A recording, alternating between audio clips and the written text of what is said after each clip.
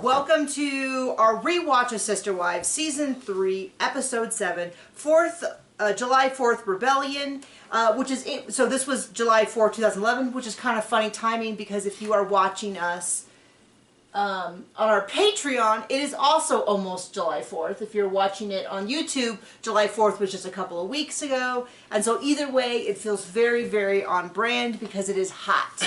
It is hot here. It is hot there. It is hot everywhere. Well, thank you for that contribution. So glove watch. She doesn't wear gloves this episode. Robin cries and puts on makeup. And that's the show. No, have a nice day. Here, I'm going to adjust this just a little bit so you're a little more in frame. Look at that. Now John is fully in frame. You wanted to talk about the opening scene. It's hot, hot, hot. What do you do when it's hot? You fry an egg on the asphalt.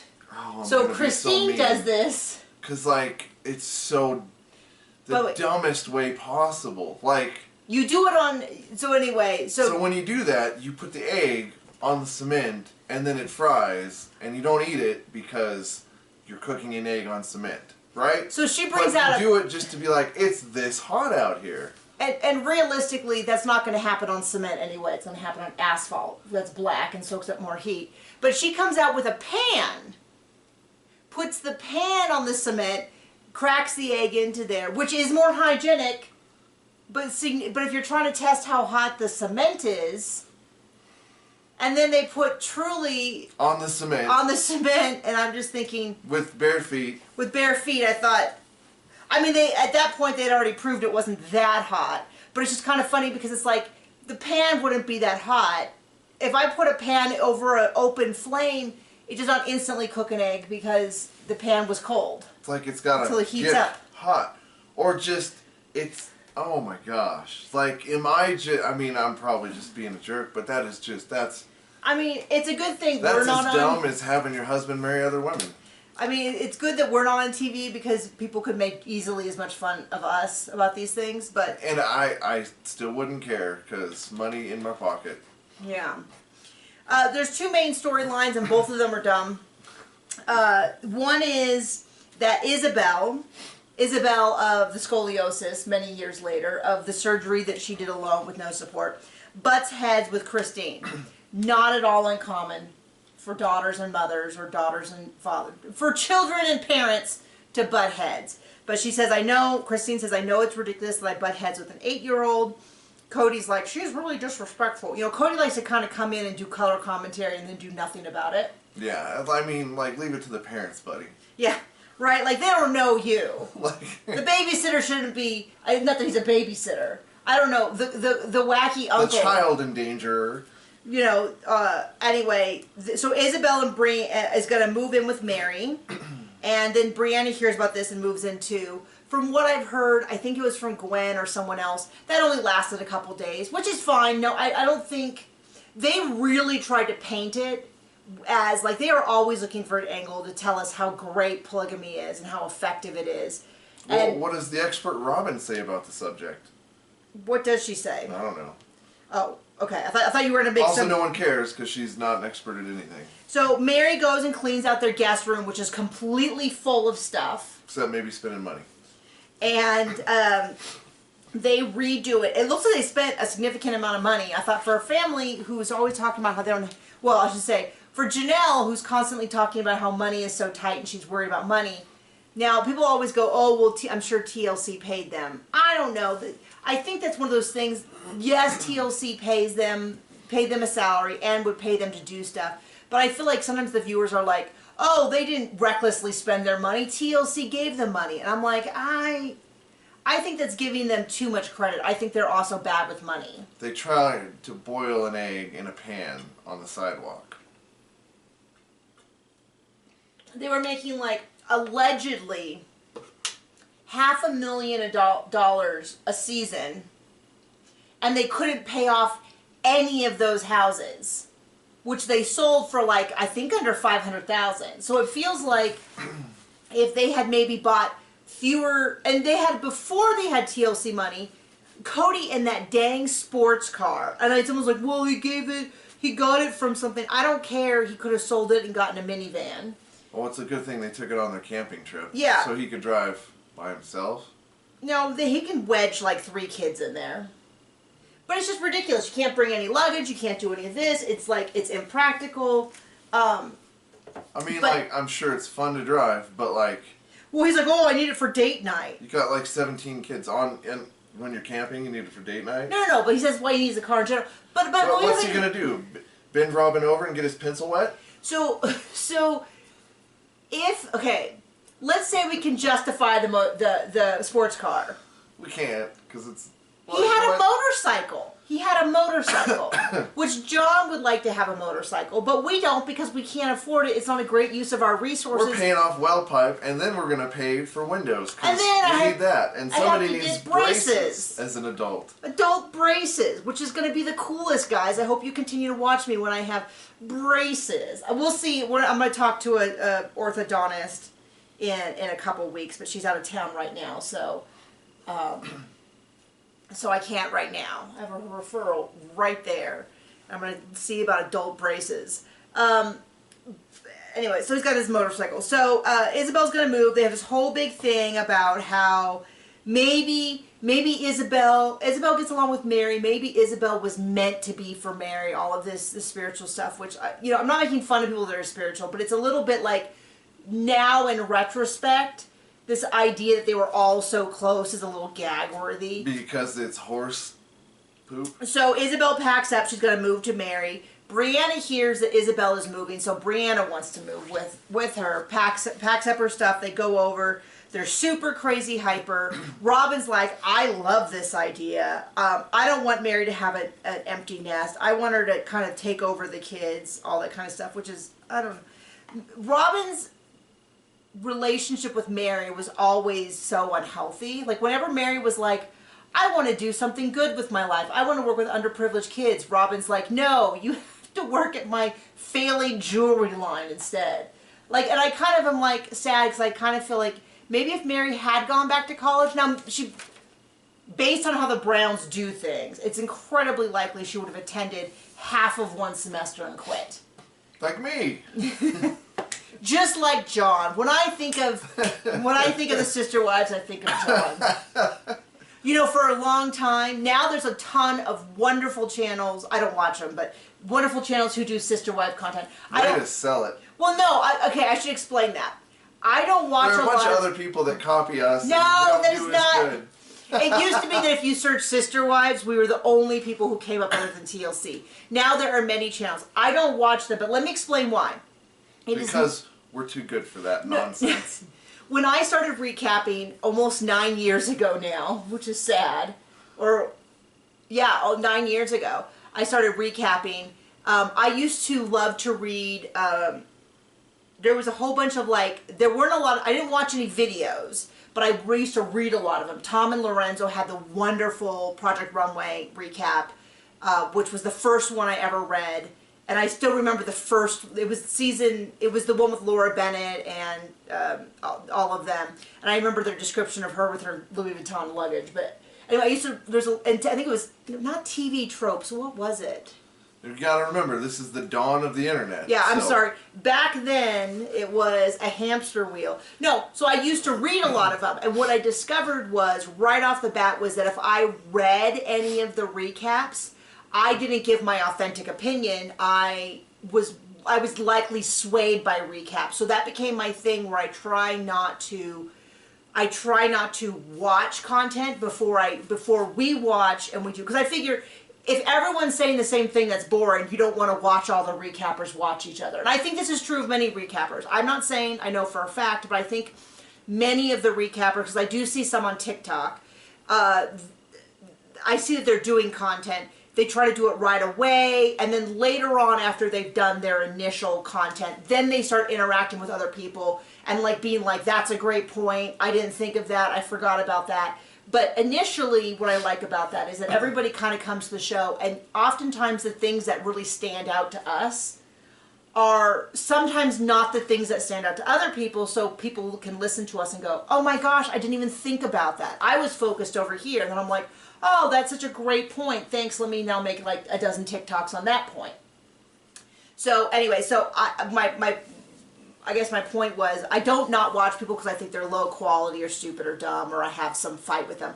I just don't watch them because it's the same reason that I don't read a lot in the same genre that I write. I think I've said that before. That is very common amongst writers because if they read directly in the genre they're writing, it tends to they either worry they're going to copy, which doesn't really happen a lot, or they're just so stuck in plotting mode that they can't really immerse into the story. So a lot of people I know who write contemporary romance read, historical. When writing cozy mysteries, the only kind of mysteries I'm really reading are, I watch a lot of TV shows or I read a lot of historical mysteries because I'm never going to write historical because I have no interest in all that research. Whereas the people oftentimes who write historical, that's like the best part of the book. It's all the fun research. And to me, that's like, I just want to get the book done.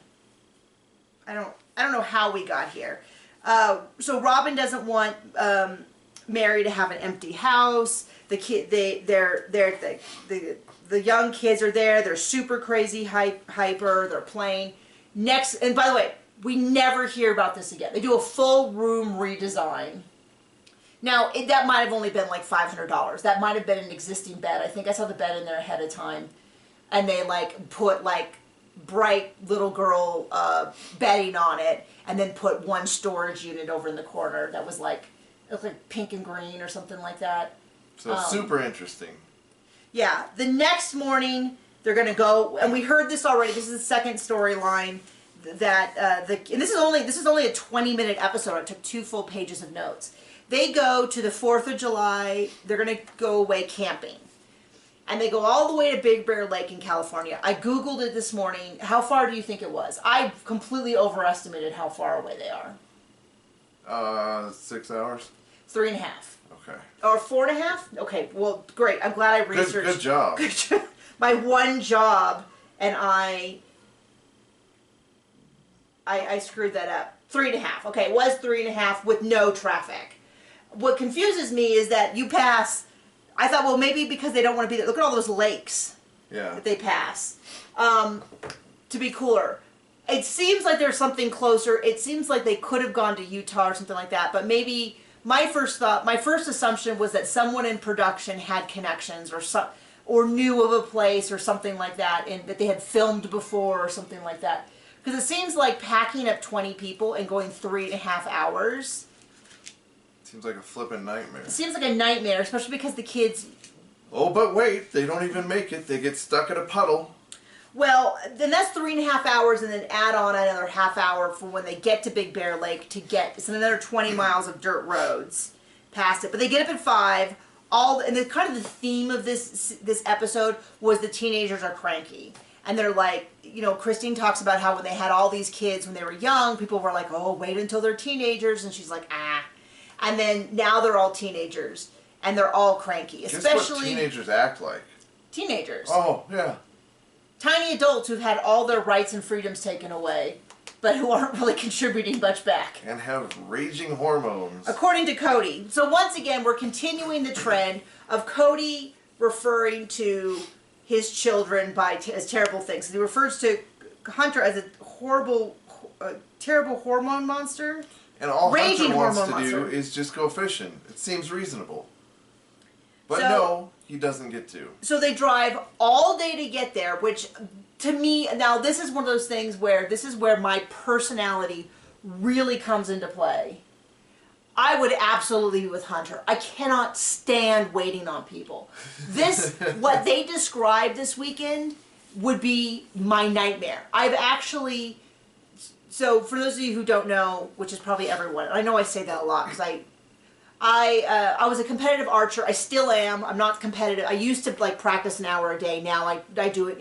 Once a week, a couple times a month, sometimes a couple times a week. It just depends on how busy I am and where I am in the season. Being awful generous with that. What? A couple times a month? Sometimes. You're being so mean. I'm just playing. That was really mean. I'm sorry. Should I call you fat on camera? Can I take a jab back at you? Sorry. Anyway, And so I used to, all of the archers, I do target recurve archery, Olympic style archery is what they call it. So obviously you dream about going to the Olympics. And one of the first thoughts I have would be the incredible hassle of being an Olympic athlete and like trying to get there and then moving about the city. That is not, when people dream of going to the Olympics, that's not the part they focus on.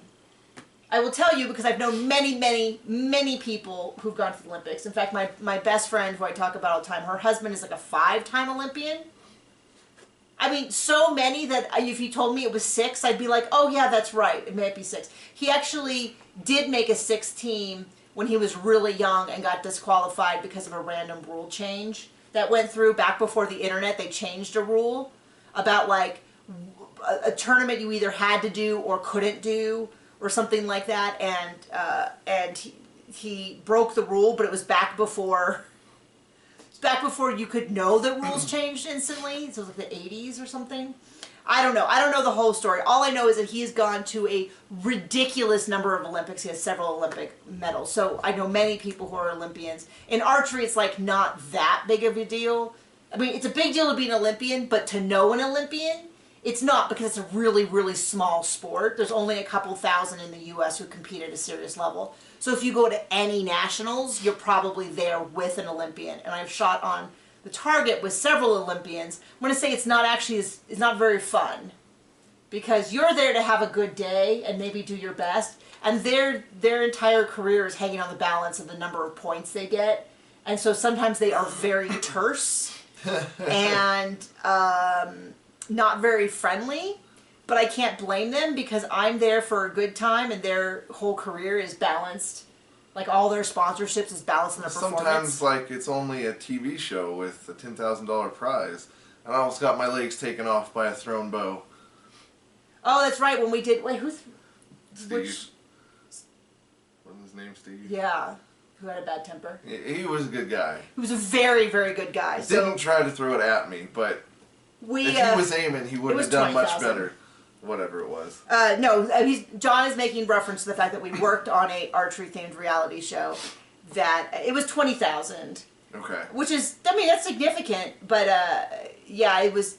Well, what was crazy was you would think it was Survivor with the way that some of them were acting behind the scenes to like strike up. It was just a straight up archery show, and whoever shot better won.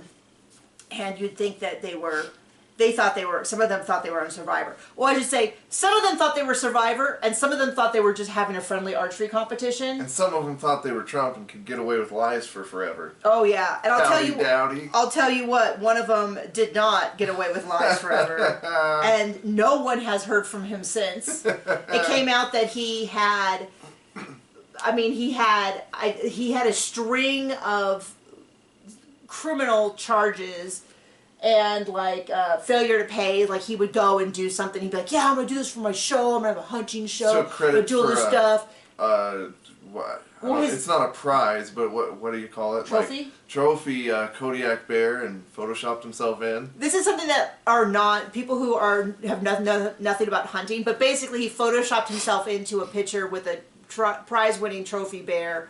This is not the area that we are not trophy hunters, but we know of the industry because the overlap between competitive archery, which is what I'm a part of, is so small that a majority of the industry is very hunting focused. So if you are a serious archer, you know about hunting. And yeah, he got caught doing that, and he got and then of course once it came out that he had lied about that, then it was like clear he had lied about everything, all of his awards, all over his Facebook page that he had to take down, all of his, and he was his wife. He was a real not great dude. Well, he was terrible personally to me. He personally threatened to destroy my reputation and take me down in this industry, and you will never work again. And he started spreading lies, and then his thing came out, and it was like done. And I hadn't done anything. He had an issue with women, and on the TV show he thought he should have been the host, and so he tried right off the bat to get me fired. Anyway, we've gotten so far apart. So they go all the way, they drive all day, they get there, there's a stream across the road, which... A puddle. it was deep enough to where it was kind of a little dumb for him to drive that sports car through, because it was dumb for him to take the sports car on the trip. Period. To begin with. This is what got me. Now, women are perfectly capable of driving a trailer, but he takes his agile little sports car and then sticks one of his wives in an SUV to hold with all the kids. With all the camping gear in a trailer. To pull all the trailer. And it's like, I have a big old truck I've had for 20 years now. Its anniversary is coming up of when I purchased it 20 years ago, because I just like things and I keep them forever, for instance. And I used to haul a trailer for my job. And so 2-3 days a week I would drive a trailer. So I'm not saying that a woman can't hold a trailer. I'm just saying, it's to do this really super long drive, it feels very snivelly to be like, Cody's got to bring a sports car. But don't you worry, wife. As near as I can tell, it was either Mary or Robin. I'm going to guess Mary, but it could have been Robin who drove that. It just seems very much like, hey, why don't you stick 7 people in your car, drive a trailer while I sit in my like fancy little sports car. And it's like, this dude, there's never a time I catch something in the background where I think, gosh, what a gentleman who really takes care of his wives. They really got a good catch. I can see why 4 women would fall all over this dude. So they go to bed. The next day they're going to either go to Big Bear Lake and walk around on the boardwalk, or they're going to go fishing. Now, your family goes to Big Bear Lake a lot. I guess so. Did they not used to do that when you lived there? Did they start that once you left? I don't know. I've only been with them like once. Okay, But they've done it multiple times. I went up with them after you left for Colorado, the short window where I was still at home. Okay. I went up, and then I think they go every year since. But they go up. It's fun. It's this little mountain town. It's got a little like outdoor mall that's got stuff like fudge and ice cream and knickknacks and a little art store, like that kind of thing, where you go and you're like, oh, I should get this shirt that says my family went to Big Bear, or Big Bear, Big Butts. I don't know. I don't know what kind of merchandise they have. They will not be asking me. And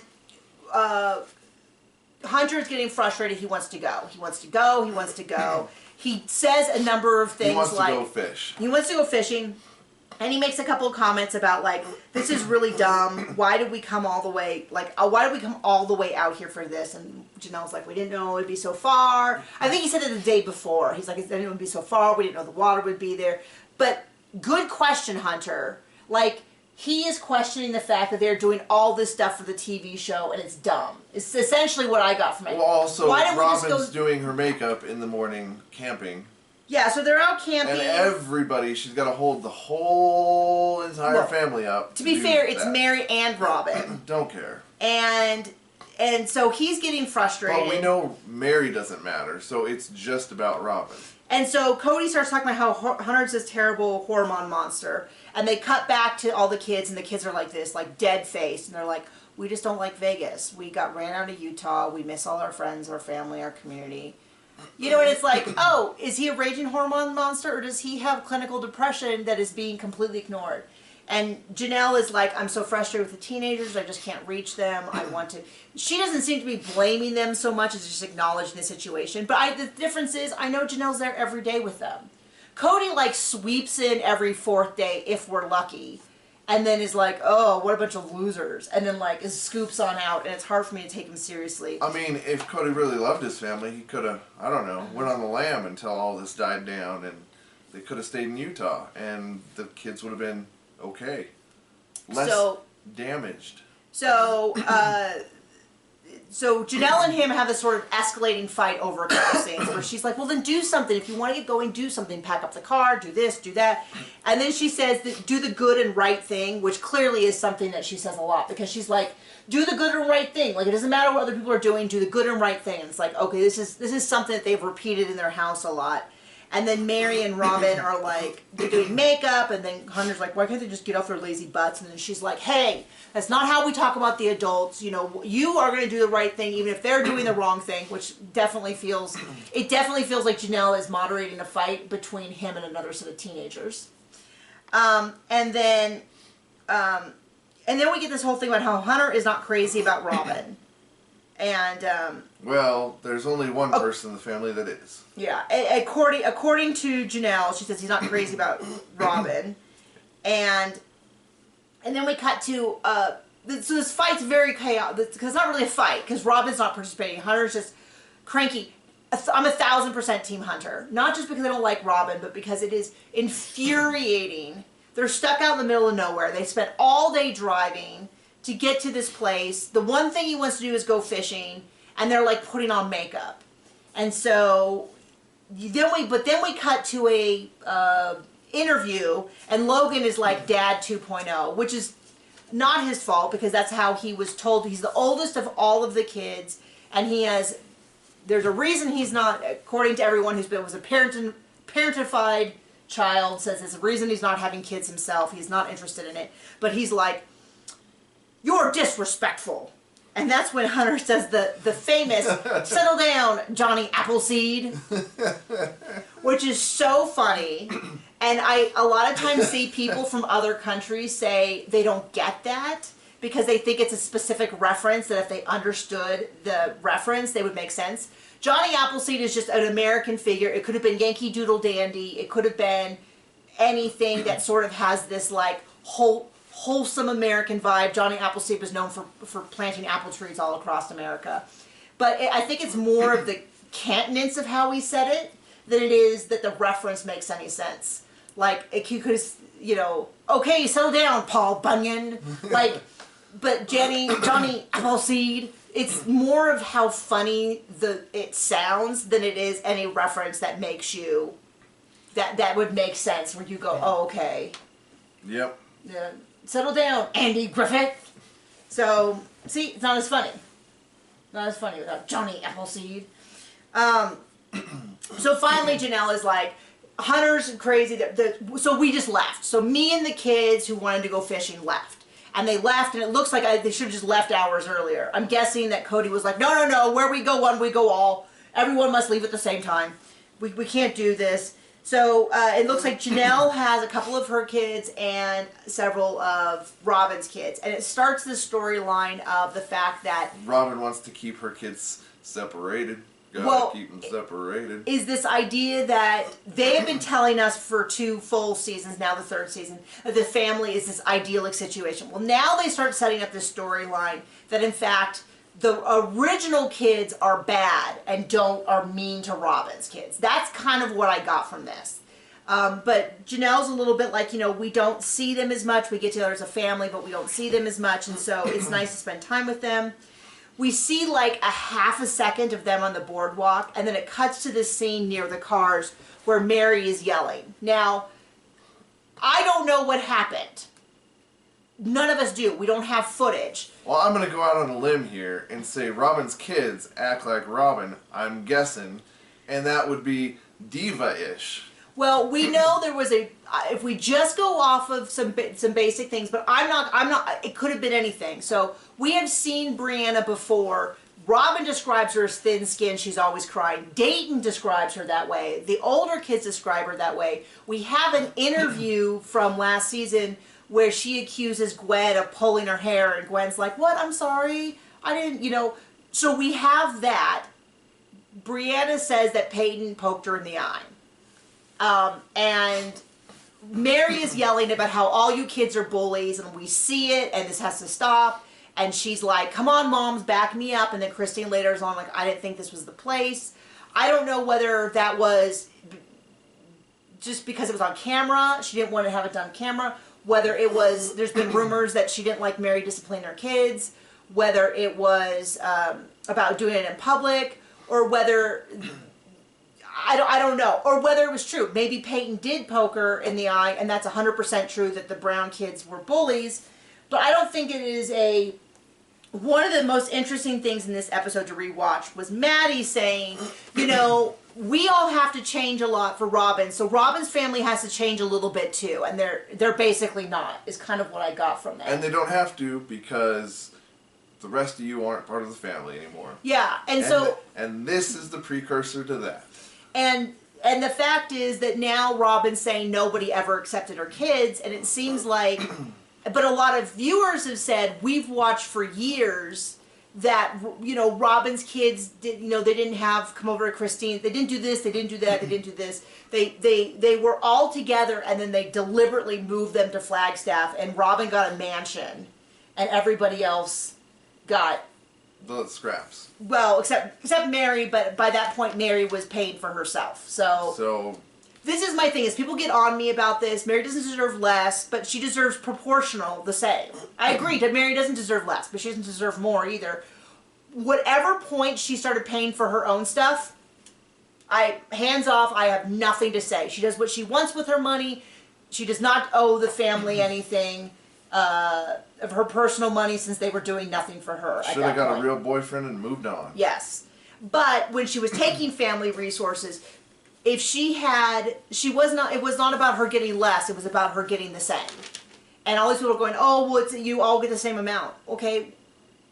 Well, I mean, we're sitting here criticizing polygamy, so no, you can't sell me on the fact that she should have the exact same amount, because that's what polygamists do. Because I don't agree with a lot of things about their religion and how they handle things and how they ran this family, and the fact that, you know, all this other stuff. So I think Mary getting the same was always getting more, always getting a lot more disposable income. But so anyway, the whole fight, I don't know. We didn't see it.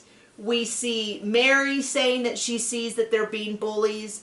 I've heard people refer to Peyton as bullies. I didn't see it on the show, and I don't watch a lot of additional content outside the show, because I feel like really quickly, like the same thing with, like, I don't watch a lot of the recaps unless it's like a People article or Variety article that is like with people from the show and all that.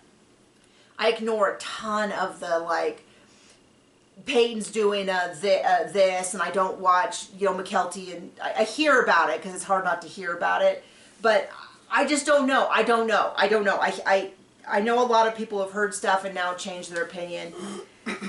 But then we had this whole thing about Robin, where she starts talking about how things have to get better because when Dayton turns 13, he can choose to live with his dad. And I think that is something she planted early, so that regarding the adoption that comes later. What's his name? Dayton. Okay, I think you said Peyton. Oh, I was Dayton. very confused. I'm sorry, Dayton, if I said it wrong, because they kind of rhyme.